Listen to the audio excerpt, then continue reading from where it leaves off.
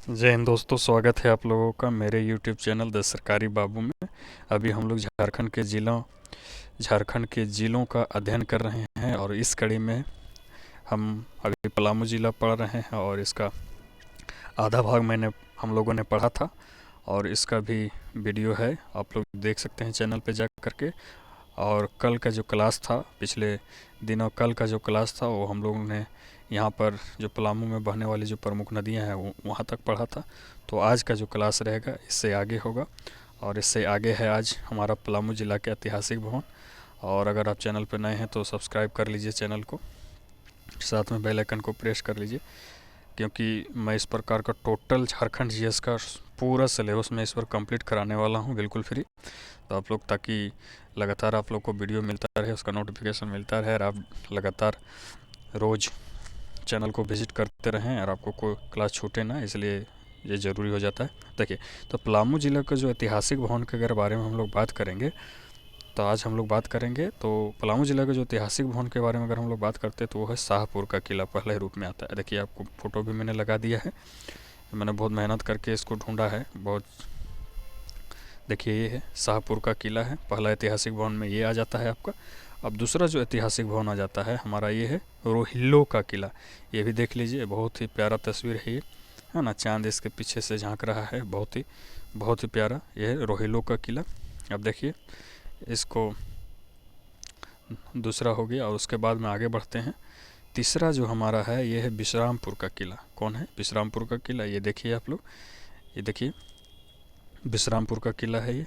और आगे बढ़ते हैं, यानी कि कौन कौन हो गया, यानी कि यहाँ पर अगर हम लोग चलते हैं ऐतिहासिक भवन के नाम पर, तो शाहपुर का किला हो गया, रोहिलो का किला, इसे चंदनपुर का भी किला बोला जाता है, और तीसरा है विश्रामपुर का किला। ये हो गया, 3 किला है। कौन कौन सा? तो कौन कौन सा किला हो गया? तो आपका शाहपुर, रोहिल्लो और विश्रामपुर, ये 3 किला याद रखिएगा। आप देखिए, यहाँ का जो पलामू जिला का प्रमुख धार्मिक स्थल, देखिए धर्म के बिना तो जीवन अधूरा है। चाहे व्यक्ति कोई भी धर्म से संबंध रखता हो, तो इसके लिए पलामू ज़िला में लोग रहने वाले ज़रूर धर्म को मानते होंगे। तो देखिए, पलामू ज़िला में जो धार्मिक रूप से जो महत्वपूर्ण जो मंदिरें हैं उनमें से एक है चेगौना धाम। कौन है? चेगौना धाम। और इस मंदिर का ये तस्वीर है। ये चेगौना धाम जो मंदिर है, इसे जो है सो बाबा वीर कुंवर सिंह मंदिर भी बोला जाता है। ये चीज़ भी ध्यान रखिएगा, अगर क्वेश्चन घुमाना चाहे तो घुमा सकता है। ये दोनों तस्वीरें हैं उसकी। कौन है? चेगौना धाम। इसे बाबा वीर कुंवर सिंह मंदिर भी बोला जाता है। अब देखिए आगे बढ़ रहे हैं। अगला है रेहेवीर का पहाड़ी मंदिर या पांकी का मंदिर। देखिए ये है, दूसरा है रेहेवीर का पहाड़ी मंदिर या पांकी मंदिर। ये चीज़ हो गया। अब बढ़ते हैं अगला मंदिर। तो अगला जो है, देखिए 2 मंदिर के रूप में यहाँ सबसे फेमस है। कौन कौन है? तो रेहवीर का पहाड़ी मंदिर या पांकी मंदिर है पहला, और देखना चेगौना धाम या बाबा वीर कुंवर सिंह मंदिर, ये 2 हो गया।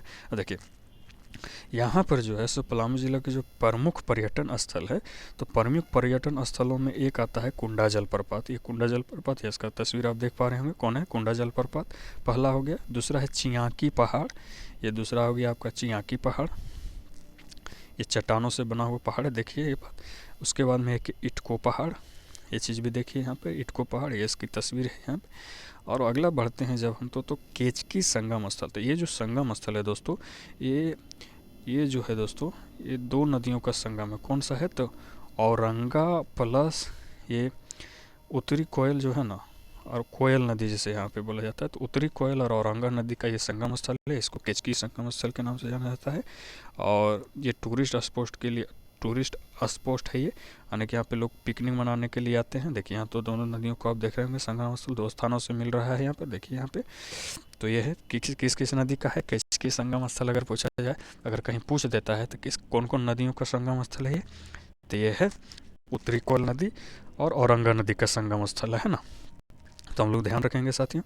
अब आगे बढ़ते हैं और आगे हम लोग चलते हैं कि पलामू ज़िला में जो मेले लगते हैं, तो उसमें जो मेले लगते हैं तो उसमें से प्रमुख मेले कौन कौन से हैं?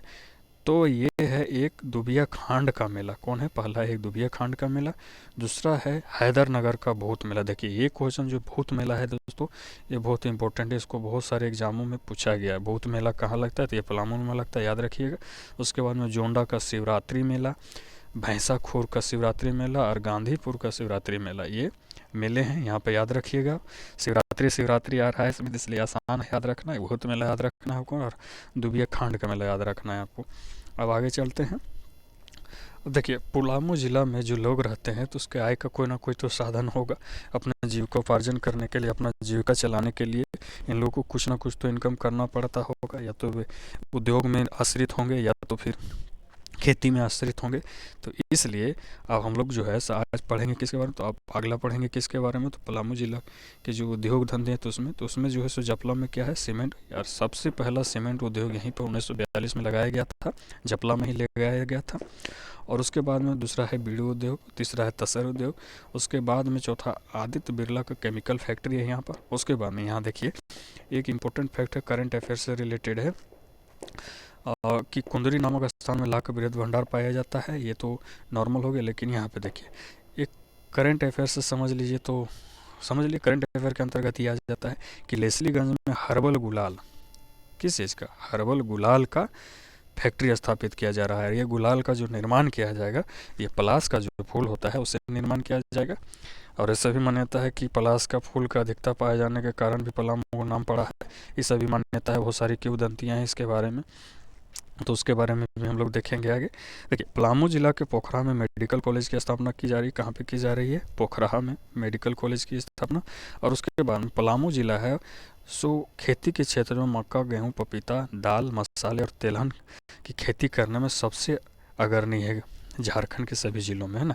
किस किस चीज़ के खेती में, तो मक्का में, गेहूं में, पपीता में, दाल में, मसाले में, तेलहन में, है ना। इस सारे खेती में सबसे अग्रणी ज़िलों में आता है कौन, पलामू जिला, झारखंड के सारे ज़िलों में। अब देखिए आगे हम लोग चलते हैं कि पलामू जिला में पाए जाने वाले खनिज।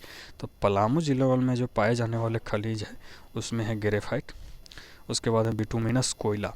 बिटुमिनस कोयला जो है झारखंड में, पूरे झारखंड भर में ये पलामू का क्षेत्र में ही पाया जाता है। उसके बाद में चूना पत्थर, उसके बाद में डोलोमाइट, और उसके बाद में फेल्डस्फीयर। तो फेल्डस्फीयर जो होता है दोस्तों, ये फेल्डस्फीयर का रूपांतरित रूप ही है ग्रेफाइट। फेल्डस्फीयर का, फेल्डस्फीयर जो है इसी का रूपांतरित रूप है क्या, ग्रेफाइट। ये चीज़ आप लोग ध्यान में रखिएगा। जब इसका फेल्डस्फीयर का जब रूपांतरण हो जाता है तो ग्रेफाइट का निर्माण हो जाता है।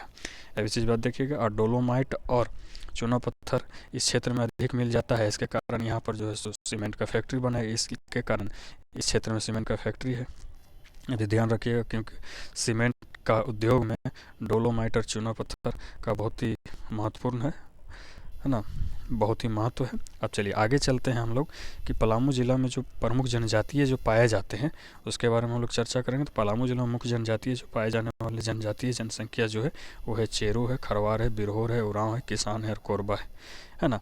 ये जो है ये आपका जनजातीय जनसंख्या है। उसके बाद में आगे चलते हैं कि पलामू जिले से स्वतंत्रता संग्राम में भाग लेने वाले प्रमुख व्यक्तियों के नाम है।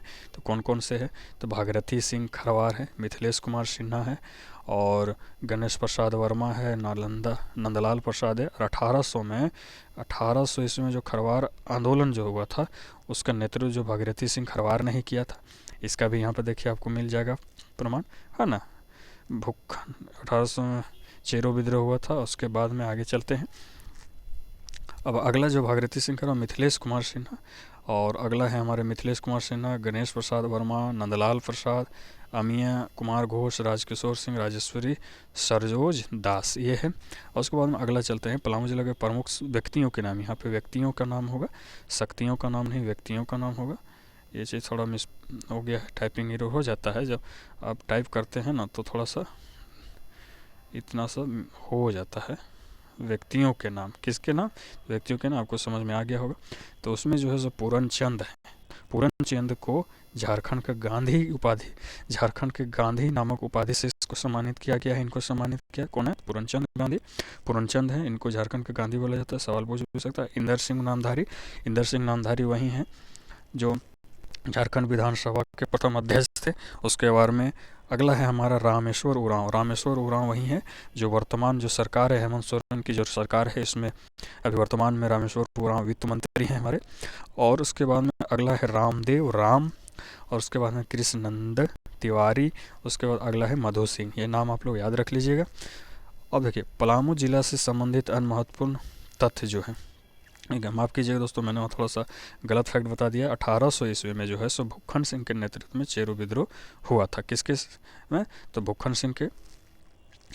तो 1800 ईस्वी में, तो ये भी ध्यान रखिए कि 1800 ईस्वी में भुक्खन सिंह के नेतृत्व में चेरो विद्रोह हुआ था और 1857 के विद्रोह में नीलांबर पीताम्बर नामक 2 भाइयों ने अग्रणी भूमिका निभाई थी इसी क्षेत्र से। कहाँ से? पलामू के क्षेत्र से ही। ये चीज़ भी देख लिया। और इन लोग खरवार जनजाति की, अगर जनजाति भी पूछ दिया जाता है कि इन लोग किस जनजाति से बिलोंग करते थे, तो ये दोनों जो है खरवार जनजाति से बिलोंग करते थे।